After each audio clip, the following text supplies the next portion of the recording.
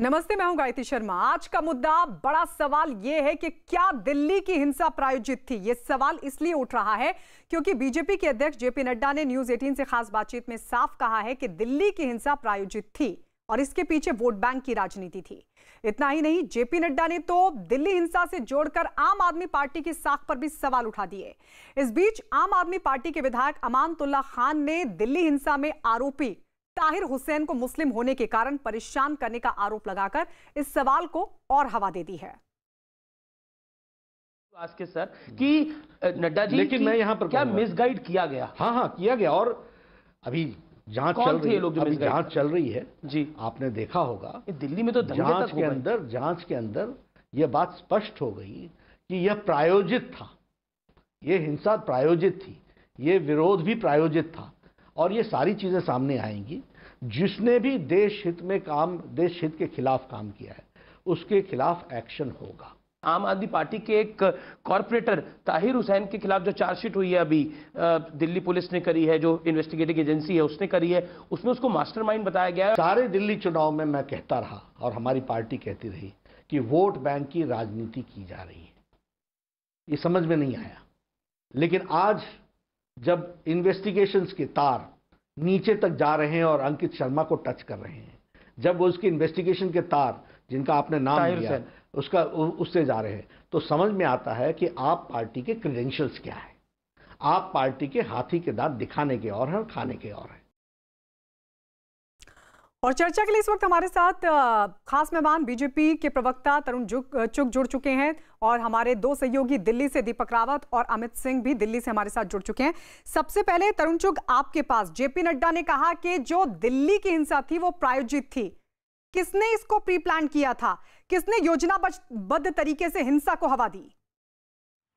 ऐसा है कि आज जनता जानती है कि किस तरह दिल्ली की हिंसा को पहले उकसाया गया। आम आदमी पार्टी के विधायक जब जाकर लोगों के बीच में ये कह रहे हैं कि ये जो नया कानून आया है, इस कानून के आने के बाद आप दाढ़ी नहीं रख सकेंगे, बुर्का नहीं डाल सकेंगे, टोपी नहीं डाल सकेंगे, नमाज पढ़नी बैन हो जाएगी, लोगों को उकसाया गया। भीड़ का नेतृत्व करके पूरी भीड़ को पुलिस और आम जनता के ऊपर छोड़ दिया गया। बसेस जला दी गई, गाड़ियां जला दी गई और यहां तक हो गया कि जब गाड़ियां और बसेस जलाई गई तो आप हैरान होंगे कि दिल्ली के डिप्टी सीएम अपने ऑफिशियल ट्विटर हैंडल से मनीष सिसोदिया लिखते हैं कि दिल्ली की पुलिस जो है वो बसेस को जला रही। मतलब ये योजना किसकी थी? ये टुकड़े तरुण चुग, ये किसकी योजना थी? हाँ, टुकड़े टुकड़े गैंग और जो ये अर्बन नक्सल और आम आदमी पार्टी ने मिलकर दिल्ली को आग के हवाले किया और दिल्ली को आग के हवाले से बचाने के लिए दिल्ली की पुलिस ने भरकस प्रयास किया और यहां तक कि पुलिस को बदनाम करने की भी कोशिश उस समय आम आदमी पार्टी की ओर से हुई। मैं आपको नंबर ऑफ वीडियोस दिखा सकता हूं जहां नारे लग रहे हैं कि बच्चा बच्चा राम का, बिरयानी के काम का, और नारे लग रहे हैं। और ये आम आदमी पार्टी के लोगों ने भी इसका बाद में विरोध किया कि आप कैसी बात, संजय सिंह और इस तरह सिसोदिया और ये लोग लगे। मैं एक लाइन में आपसे पूछ रही हूँ, किसकी योजना थी ये? किसने योजनाबद्ध तरीके से दिल्ली की हिंसा को हवा दी? इसके पीछे आम आदमी पार्टी, अर्बन नक्सल। आप देखिए ना, किस पार्टी का विधायक था जिसने कहा कि बुर्का बैन हो रहा है, मस्जिदों में जाना बैन हो जाएगा। ठीक है, तरुण चुग आएंगे आपके पास। दीपक रावत हमारे सहयोगी लगातार हमारे साथ, अमित सिंह भी है। दीपक, आप लगातार जो दिल्ली हिंसा की पूरी कवरेज है और जो तमाम अपडेट्स थे आप लगातार हमें देते रहे हैं। ये दिल्ली पुलिस की जांच कहां तक पहुंची और जो बात जेपी नड्डा कह रहे हैं उसको किस तरीके से देखें? क्योंकि वो सीधा आरोप लगा रहे हैं कि आम आदमी पार्टी के दांत दिखाने के कुछ और, खाने के कुछ और इशारा ये कि प्री प्लान थी। तरुण चुग भी इशारा कर रहे हैं आम आदमी पार्टी की तरफ। जी देखिए, इस पूरे मामले को अगर देखा जाए तो ताहिर हुसैन के खिलाफ दिल्ली पुलिस को कई सारे सबूत मिले हैं और इन्हीं सबूत के आधार पर दिल्ली पुलिस ने चार्जशीट तैयार की है जिसमें ताहिर हुसैन को मास्टरमाइंड करार दिया गया है। लेकिन जहां तक आम आदमी पार्टी की बात करें तो आम आदमी पार्टी इस पर खुलकर कुछ कहती नहीं है। हालांकि उन्होंने कहा है कि पार्षद को हमने निष्कासित कर दिया है, पार्टी से उसको लेना देना फिलहाल है नहीं जब तक उस पर जांच चल रही है। लेकिन अमानतुल्लाह खान ये पहले दिन से ही, जब से ताहिर हुसैन का नाम सामने आया है तब से ये कहते रहे हैं कि ताहिर हुसैन को इसमें गलत फंसाया जा रहा है, एक मुसलमान होने की उन्हें सजा दी जा रही है। लेकिन आम आदमी पार्टी के दूसरे नेता जब उनसे ये पूछा जाता है कि आपका एक विधायक अमानतुल्लाह खान इस तरीके के बयान देते हैं, इस पर आपका क्या कहना है? तो पार्टी इस पर बिल्कुल हट के कोई बयान नहीं देती है और ना ही अमानतुल्लाह खान के बयान का खंडन करती है। आज भी जब उनसे सवाल पूछा गया कि अमानतुल्लाह खान लगातार ये ट्वीट कर रहे हैं, आपका क्या कहना है? तो पार्टी का कोई भी नेता इस पर कुछ भी बोलने से मना कर रहा है। दीपक, इस बीच आम आदमी पार्टी के जो विधायक है अमानतुल्लाह खान, उन्होंने दिल्ली की हिंसा में धर्म भी जोड़ने की कोशिश की और साथ ही पुलिस की जांच पर उठाए सवाल। आम आदमी पार्टी के विधायक अमानतुल्लाह खान ने ट्वीट क्या किया वो भी आपको बता देते हैं। उन्होंने ट्वीट करते हुए लिखा, दिल्ली पुलिस ने अपनी चार्जशीट में ताहिर हुसैन को दिल्ली दंगों का मास्टरमाइंड बनाया, जबकि पूरा देश जानता है कि दंगे किसने कराए।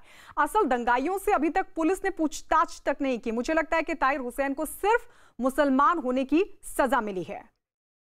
उधर दिल्ली बीजेपी अध्यक्ष आदेश कुमार गुप्ता ने भी अमानतुल्लाह खान के ट्वीट पर ट्वीट किया। पलटवार करते हुए क्या लिखा उन्होंने वो भी आपको बता दें। उन्होंने लिखा, अमानतुल्लाह खान, दिल्ली पुलिस ने अभी तो ताहिर हुसैन को पकड़ा है तो इतनी बौखलाहट, तब हाल क्या होगा तुम्हारा जब पर्दे के पीछे के असली किरदार पकड़े जाएंगे। चिंता मत करो, दिल्ली पुलिस ईमानदारी से कार्य कर रही है। दिल्ली जलाने वाले एक भी व्यक्ति को छोड़ेंगे नहीं। तरुण चुग, लेकिन ये ट्वीट क्यों खेल रहे हैं आप? दिल्ली पुलिस अगर इस पूरे मामले की जांच कर रही है तो फिर ये ट्वीट खेलने का मतलब क्या? ऐसा है कि ट्वीट की बात नहीं है, आप इसकी गहराई में जाइए। एक आदमी अपने घर में गुलेल बनाता है जिससे दूर तक पेट्रोल बम फेंका जा सकता, जिसके घर से 5 ट्रक पत्थर मिलते हैं। आपकी टीम वहां पहुंची थी कि बोतलों का जखीरा जिसके अंदर पत्थर और पेट्रोल डालकर बम बना के फेंके जा रहे थे। ये सब चीजें एक दिन में इकट्ठी नहीं हुई, ये नियोजित था। आप ये लोग दिल्ली को सीरिया बनाना चाहते थे।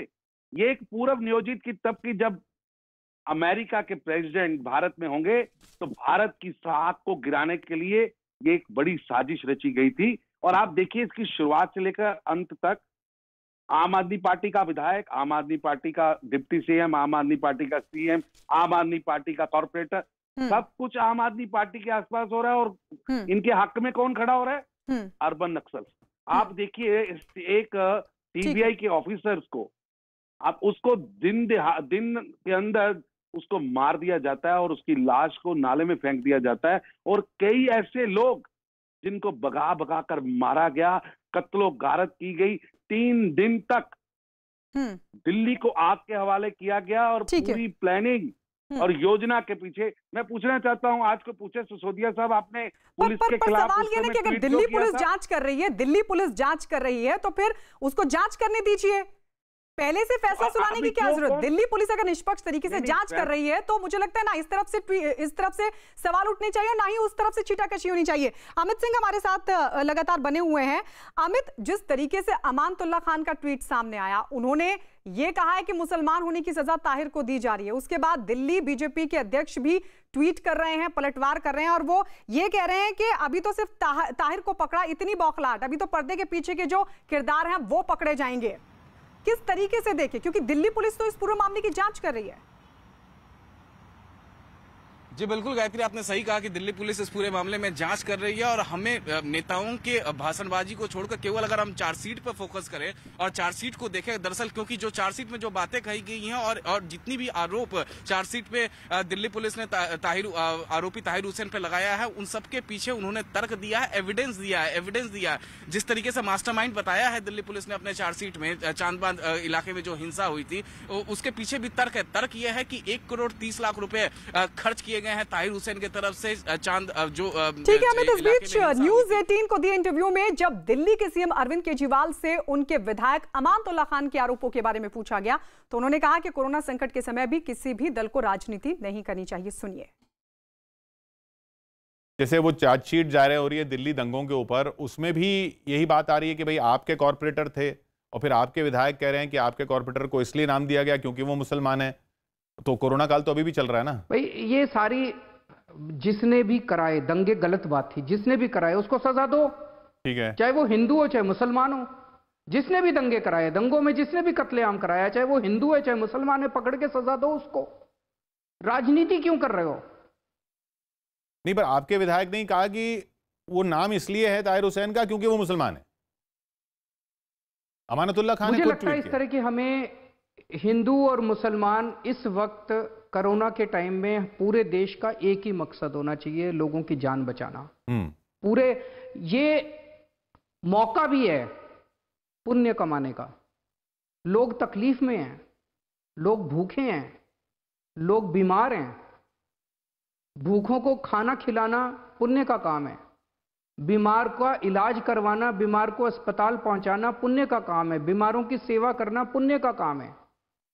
मैं सबसे निवेदन करता हूं, आम आदमी पार्टी वालों से भी कहता हूं, बीजेपी वालों से भी कहता हूं, कांग्रेस वालों से भी कहता हूं, राजनीति छोड़ के इस वक्त आप सब लोग जनता की सेवा करिए। इससे बड़ा इस टाइम धर्म का काम कोई नहीं है, इससे बड़ा पुण्य का काम कोई नहीं है। और इस वक्त हमारे साथ दिल्ली बीजेपी के अध्यक्ष खुद आदेश कुमार गुप्ता भी जुड़ चुके हैं लाइव। आदेश कुमार गुप्ता जी, दिल्ली के मुख्यमंत्री अरविंद केजरीवाल कह रहे हैं कि जो भी दोषी हो XYZ उसको आप सजा दीजिए, राजनीति क्यों कोरोना काल में?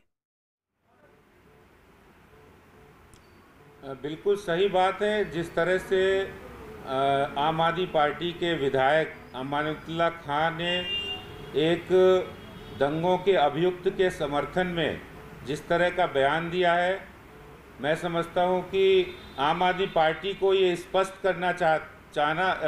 करना चाहिए कि क्या वो धर्म की राजनीति करती है। वो सिर्फ ये बात कहकर धर्म की राजनीति को प्रश्रय दे रहे हैं। और दिल्ली पुलिस जितनी ईमानदारी से काम कर रही है, जितनी स्पष्टता के साथ उन्होंने रिपोर्ट बनाई है और उसमें हर चीज स्पष्ट है। आदेश कुमार गुप्ता, अरविंद केजरीवाल कह रहे हैं, अरविंद केजरीवाल कह रहे हैं कि ये तो कोरोना काल चल रहा है, कोरोना संकट है, और ऐसे में राजनीति क्यों? अगर कोई भी दोषी है, चाहे वो कोई भी हो, उसके खिलाफ कार्रवाई हो, सख्त एक्शन हो, नहीं होनी चाहिए। तो कौन कर रहा है राजनीति? बिल्कुल मैं कहता हूं कि जब आम आदमी पार्टी के विधायक हैं, उनको तुरंत ही पार्टी से निष्कासित करना चाहिए। और उनको जिस तरह से आम आदमी पार्टी बार बार उनके धर्म के आधारित बयान देने के बावजूद भी उनको पार्टी में रखे हुए है, उनको अविलंब पार्टी से निकालना चाहिए। यही मैं कहता हूं। राजनीति हम कुछ भी नहीं करें, भारतीय जनता पार्टी कतई राजनीति नहीं कर रही है। भारतीय जनता पार्टी सिर्फ आम आदमी पार्टी जो राजनीति कर रही है उस राजनीति का जवाब दे रही है। आदेश कुमार गुप्ता, इस पूरे मामले की जांच चल रही है, आपको लगता है कि जब दिल्ली पुलिस अपनी जांच कर रही है, आप बता भी रहे हैं कि जिस तरीके से निष्पक्ष जांच चल रही है, तो ऐसे में छीटाकशी क्यों, इस तरफ से भी और उस तरफ से भी? नहीं, शुरुआत तो उन्होंने की है अमानुल्लाह खान ने, और उन्होंने जिस तरह से धार्मिक चीज़ों को जोड़ा है वो बिल्कुल भी ठीक नहीं है। और मैं समझता हूँ कि दंगों में जो दोषी है उनको सज़ा देने का काम कानून का है, पुलिस का है, वो कर रही है। लेकिन उस बीच में सिर्फ इसलिए आदेश कुमार गुप्ता, हमारे सहयोगी अमित कुछ पूछ रहे हैं। मुझे लगता जी आदेश जी, मैं आपसे सवाल पूछना चाहता हूं कि जब दिल्ली पुलिस ने इस पूरे मामले में चार्जशीट दे दिया और खासतौर से मनी ट्रेल जो ताहिर हुसैन पर आरोप जो लगाया कि 1 करोड़ 30 लाख रुपए का खर्च किए गए हैं हिंसा में, और मनी ट्रेल की जो पूरी बात कही गई है, और उस पर अगर अमानुल्लाह खान ट्वीट करते हैं तो उस पर ऐसा भी हो सकता है कि आप लोग केवल वो सवाल करें और उसके बाद छोड़ दे, जनता सोचेगी कि क्या करना है। नहीं, बिल्कुल ये जो पुलिस की चार्जशीट है उसमें सब चीज़ें स्पष्ट हैं। किस तरह से उन्होंने प्लानिंग की, किस तरह से PFI, उमर खालिद, पिंजरा तोड़ संगठन और ताहिर हुसैन ने बड़ी प्लानिंग के साथ पैसों का जो लेन देन हुआ है, उनके खातों में पैसों का लेन देन हुआ है, और पूरी प्लानिंग की जो पिंजरा तोड़ संगठन है जो उनसे संबंधित है, वहाँ महिलाओं को बाकायदा घरों में हिदायत दी गई कि घरों की छतों पे तेजाब की बोतलें रखी जाएं। ये सब चीज़ें इस ओर इशारा करती हैं जो पुलिस की चार्जशीट में है। मैं समझता हूँ कि ऐसे समय में जब देश संकट में है, दिल्ली संकट में है, ऐसे समय में आम आदमी पार्टी को इस तरह की धर्म की राजनीति नहीं करनी चाहिए। चलिए, शुक्रिया। तो सवाल ये कि दिल्ली की जो हिंसा थी क्या वो प्रायोजित थी, क्योंकि बीजेपी के अध्यक्ष JP नड्डा ने कहा है कि दिल्ली की हिंसा योजनाबद्ध तरीके से की गई थी। शुक्रिया आप सभी का हमारे साथ जुड़ने के लिए। और आइए बढ़ते आगे। दिल्ली और हरियाणा को जोड़ने वाली राजौरी बॉर्डर पर आज फिर से जाम लगा है। दिल्ली में दाखिल होने वाले लोगों की पुलिस सख्ती से जांच कर रही है और पास वालों को ही जाने की इजाजत दी गई है। चेकिंग के दौरान पुलिस लोगों को रोक रही है, जिसकी वजह से जैम के हालात बन रहे हैं। इस वक्त मैं मौजूद हूं दिल्ली हरियाणा राजौरी बॉर्डर पर और यहां पर दिल्ली के बॉर्डर को सील करने के बाद से यहां पर लगातार जो है दिल्ली पुलिस सख्त है और यहां पर चेकिंग चल रही है। देखिए किस तरीके से दिल्ली पुलिस के जो जवान हैं वो लगातार यहां पर चेक कर रहे हैं। जो मैक्सिमम गाड़ियां हैं उनके पास जो है ई पास, मूवमेंट पास है और इस वजह से जो उन्होंने, आप देख सकते हैं सामने अपने गाड़ियों के ग्लास पर ही उन्होंने अपने पासेस लगा लिए हैं, मूवमेंट पास लगा लिए हैं और जिन गाड़ियों के ऊपर ई पास या मूवमेंट पास नहीं है उन्हें ही रोका जा रहा है। जैसे ये गाड़ी देखिए आप, यहाँ ऑन कोविड-19 ड्यूटी इस तरीके का पास लगा दिया गया है। कहाँ जाना है आपको? द्वारका। द्वारका क्या करते हैं आप? टैक्सी। जो पीछे बैठे हैं ये सवारी। तो पास कहाँ से लिया आपने? ये तो पुराना है, गवर्नमेंट ने बनवाया था। गवर्नमेंट ने बनवाया था। इस तरीके से जो पासेस जिन गाड़ियों के पास है उन्हें नहीं रोक रही है। अब देखिए जैसे इस गाड़ी के पास नहीं है तो इससे रोका जाए। एक दिन का पास है। कहाँ जाना है आपको? Military hospital. मिलिट्री हॉस्पिटल जा रहे हैं? हाँ जी मिलिट्री। पास दिखा दिया आपने? हाँ जी तो मोबाइल में है। तो एक दिन का इन्होंने मूवमेंट पास लिया है और इन्होंने अपनी गाड़ी पे लगाया नहीं था। इस वजह से जो है पुलिस के जवानों ने इन्हें रोका। यहाँ पर आप देख सकते हैं कि एक क्यू लग गया है। ट्रैफिक भी यहाँ पर स्लो है जिस तरीके से यहाँ पर चेक किया जा रहा है। अनलॉक 1 में राहत दिए जाने के बाद दिल्ली नोएडा बॉर्डर पर लोग अब भी परेशान हैं। दिल्ली नोएडा बॉर्डर पर पुलिस गाड़ियों की चेकिंग सख्ती से कर रही है, जिसकी वजह से बॉर्डर पर जाम लग रहा है। गाड़ियां रेंगते हुए चलती दिखी, जबकि लोग भी अपनी बारी आने का इंतजार करते दिखाई दिए। 8 जून से खुल रहे मॉल, होटल, रेस्टोरेंट और धार्मिक स्थलों के लिए केंद्र सरकार ने दिशा निर्देश जारी किए हैं। इसके मुताबिक मंदिरों में प्रसाद नहीं बांटा जाएगा। हाथों से प्रसाद देने के साथ पवित्र जल देने की भी मनाही है और साथ ही मूर्ति और पवित्र किताब को छूने के लिए भी मना किया गया है। मॉल में एयर कंडीशनर को 24 डिग्री सेल्सियस से कम ना करने का भी आदेश है। मॉल में गेमिंग सेक्शन, बच्चों के खेलने की जगह और सिनेमा हॉल्स बंद रहेंगे। फूड कोर्ट और रेस्टोरेंट में बैठने की क्षमता 50% ही रखनी होगी। रेस्टोरेंट में एक ग्राहक के जाने के बाद सीटों को जरूरी रूप से सैनिटाइज करना होगा। सरकार के आदेश के मुताबिक कंटेनमेंट जोन में सभी धार्मिक स्थल, शॉपिंग मॉल्स, ऑफिस और होटल बंद रहेंगे और सिर्फ कंटेनमेंट जोन के बाहर इनको खोलने की इजाजत होगी। दफ्तरों के लिए जारी गाइडलाइंस में कहा गया है कि कंटेनमेंट जोन में रहने वाले किसी भी कर्मचारी के दफ्तर आने पर पूरी तरह पाबंदी होगी। ऐसे कर्मचारी घर से काम कर सकते हैं और ये छुट्टी नहीं मानी जाएगी। उधर बीजेपी के अध्यक्ष जेपी नड्डा ने न्यूज 18 को दिए एक्सक्लूसिव इंटरव्यू में महाराष्ट्र में फिर से शिवसेना से हाथ मिलाने से इनकार कर दिया। अगर शिवसेना वापस आने का मूड बनाती है तो भारतीय जनता पार्टी का गठबंधन होगा? ऐसा ये तो भारतीय जनता पार्टी की पार्लियामेंट्री बोर्ड के साथ बैठ करके सारे लोगों के साथ चर्चा करेंगे, लेकिन ना ऐसा कोई ना प्रस्ताव है जी, ना ऐसे ही हमारी कोई सोच है। आप लोगों के लिए शॉकिंग था शिवसेना बाला साहब ठाकरे की पार्टी कांग्रेस के साथ गठबंधन कर रही है? शॉकिंग नहीं, धोखा था। बिल्कुल धोखा था। बातचीत में बीजेपी अध्यक्ष जेपी नड्डा ने सीएए को लेकर भी विपक्ष पर निशाना साधा और आरोप लगाया कि इस मुद्दे को सियासी फायदे के लिए हवा दी गई। सीए को लेकर जो बवाल हुआ वो पिछले 1 साल की सरकार में आपकी मोदी पार्ट 2 के अंदर वो सबसे बड़ी चुनौती भी रही। कैसे देखते? मैं बताना चाहता हूं कि ऑपोजिशन भी जानती है कि सीएए क्या है। सीएए सिटीजनशिप देने का विषय है, लेने का विषय नहीं है। भारत की जनता के किसी की भी सिटीजनशिप नहीं जानती है।